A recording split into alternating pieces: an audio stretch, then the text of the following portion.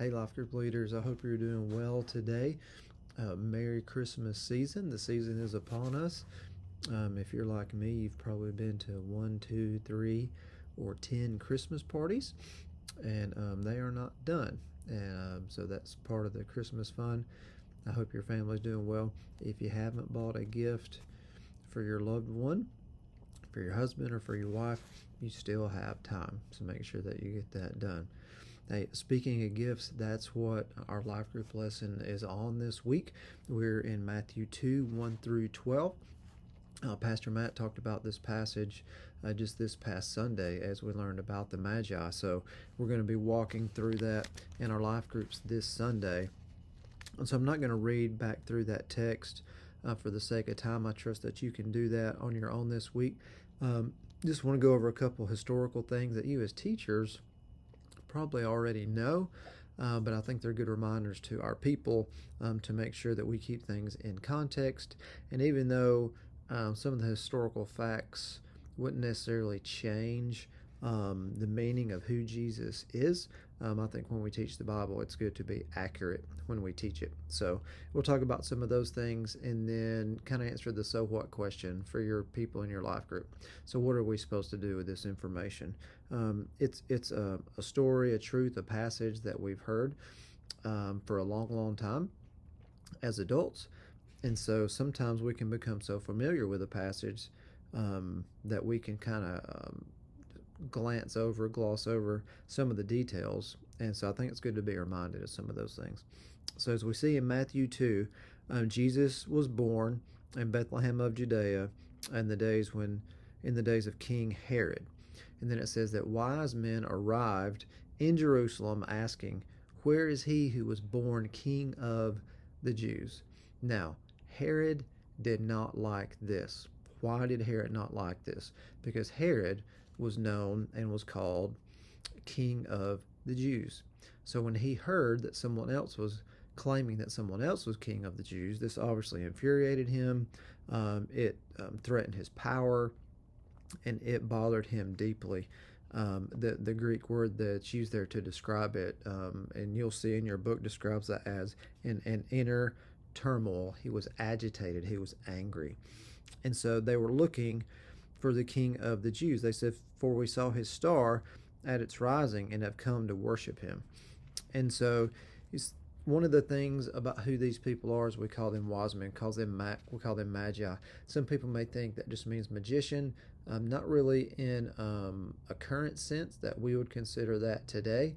They were more of scholars, astronomers, people who studied the stars, things like that. Very smart, but these were Gentiles. So some people say, well, how and why were they seeking out a king of the Jews?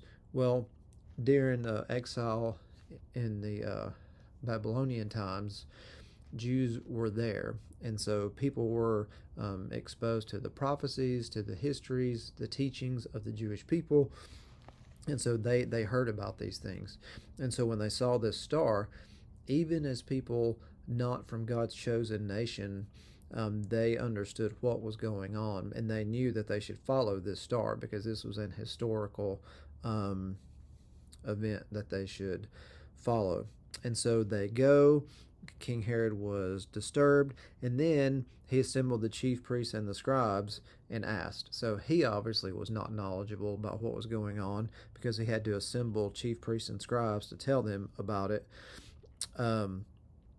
And then so Herod, he summoned the wise men, the Magi, and asked them about the star and the star that had appeared. He said, "Go and search carefully for the child. When you find him, report back to me so that I can go and worship him too." Now, he was obviously not very authentic in this. His agenda was to find out where the child was and to take away this other threat to his power, to the King of the Jews.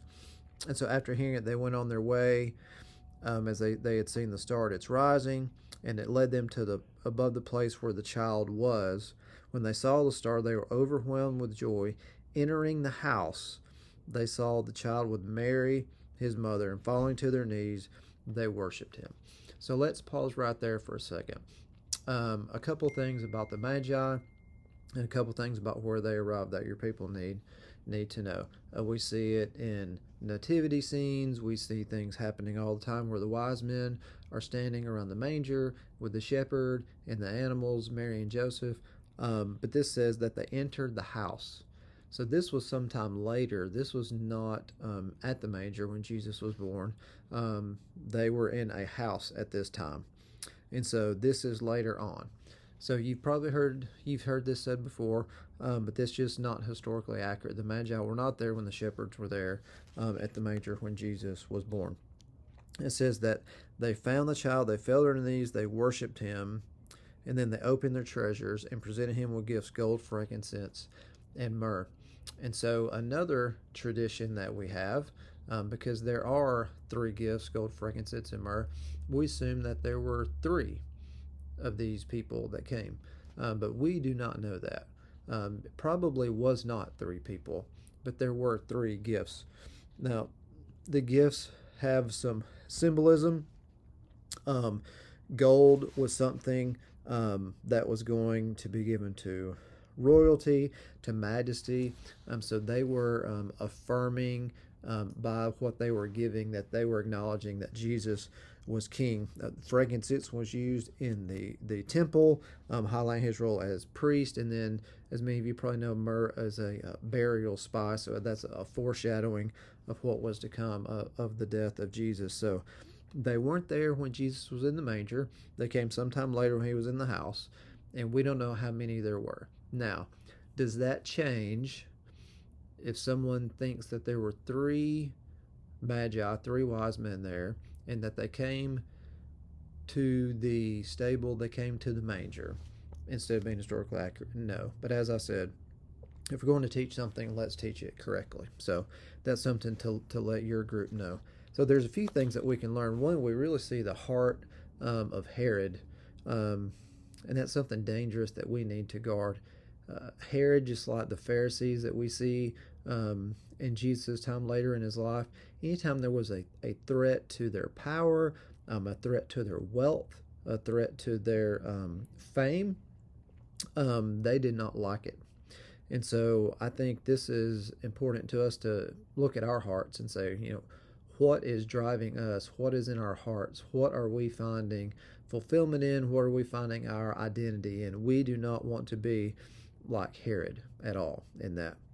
And then I think there's a pattern that we could see. I talked about this a couple weeks ago with the shepherds too, in the sermon on Luke 2, but I think we can learn also from the wise men in a very similar way from the shepherds. One, they were people that you might not expect to see in the story as Gentiles. They sought after Jesus, they found Jesus, and they worshiped him just like the shepherds. And so sometimes in our lessons, and maybe over the past year or two, in some of your Old Testament lessons, it's been harder to find some applicable points for your group. This is very clear cut. They sought out Jesus. They were told what to do, and then they found him, and then they worshiped him. And so think about that pattern. I would challenge your people. What is that pattern in your life? Are you daily? Are you weekly seeking Jesus? Is he what you're following after? Is he the highlight of what you're doing, where you're walking, where you're going, how you're spending your days?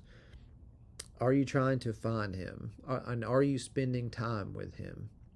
When you find him, are you worshiping him? Are you giving him what is due him? Yeah, these gifts that the Magi brought, these were not trinkets. These were not small things. These were major gifts that they were giving. They were fitting for who Jesus was and who Jesus is. So what are we giving to Jesus? Are we giving him the best of our time? Are we giving him the best of our budgets? Are we giving him the best in our marriage, in our parenting, in our career? Are we giving him our best?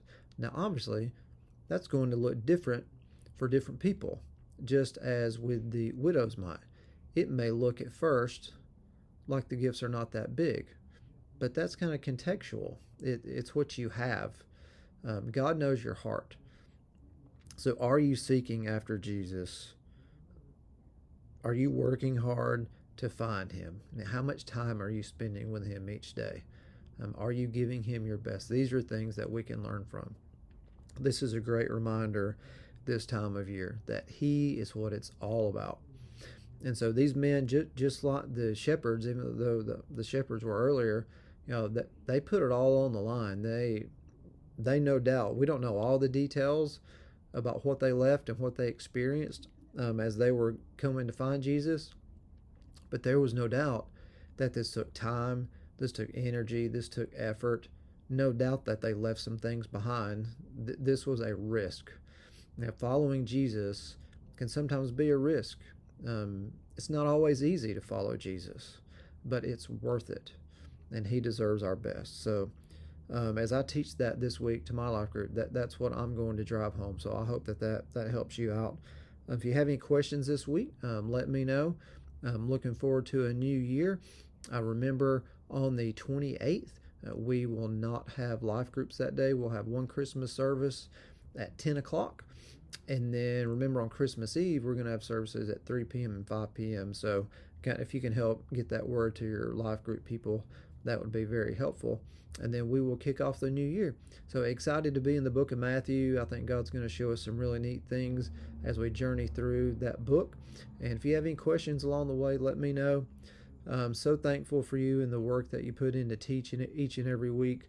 The new year is also a good opportunity to maybe reach out to some people that you haven't seen in a while. The new year makes people think and reflect. And so a lot of people may be thinking about getting back into church that have been out of church. So this will be a great week to reach out if you haven't done that in a while. So again, I hope you're doing well. So thankful for you. And if you have any questions, anything I can do for you, or any ways that I can pray for you specifically, please let me know. Thanks. God bless, and have a good day.